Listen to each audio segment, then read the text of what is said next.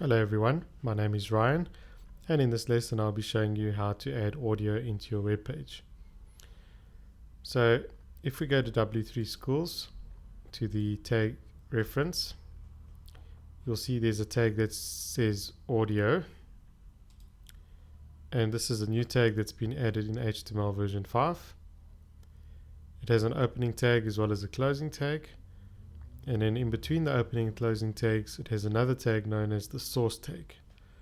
And the source tag allows us to specify an SRC, which is the source file, and we can specify multiple source files. The advantage of this is that it will try them in order from top to bottom. If the browser does not support this particular format, it will move on to the next format. And if the browser still doesn't support that format, it will display the message. Then if we look at the types of formats that are supported, there's MP3, WAV and OGG, but they're not all supported in all web browsers. So you'll notice, for example, that WAV and OGG are not supported in Internet Explorer, but you'll notice that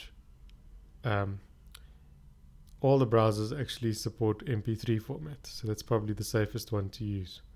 We don't have to specify multiple formats, we can just put one format, and then it's still a good idea to put an alternative message for those browsers that don't support it.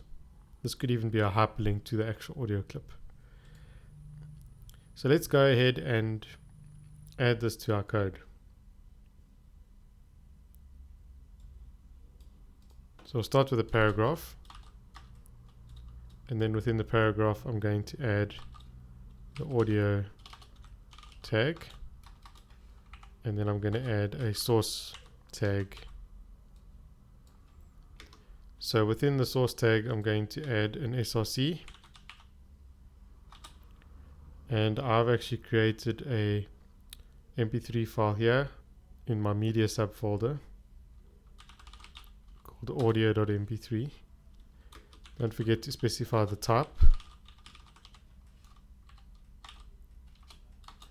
Now if I had a WAV or an OGG version of the same file, I could add it underneath, and then I could put an alternative message. In this case I'm just going to put a hyperlink to download the audio clip.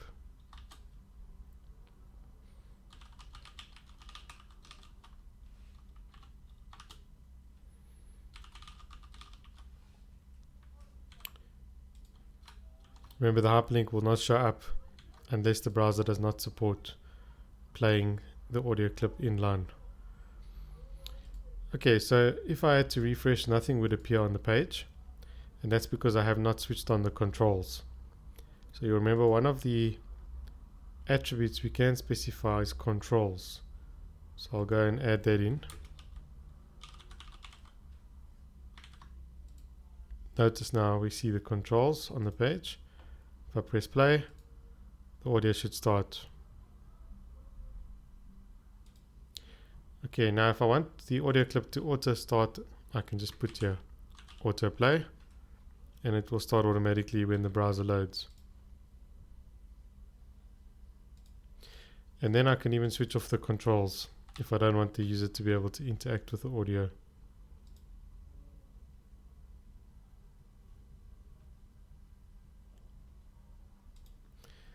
Okay, now I'm going to also show you the loop function, and I'm also going to put in the controls again.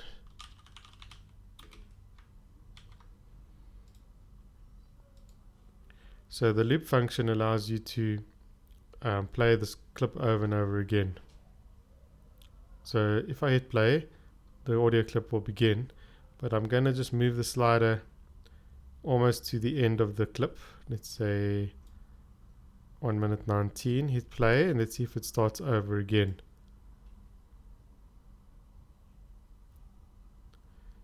Okay, so that was the loop functionality. I'll remove that.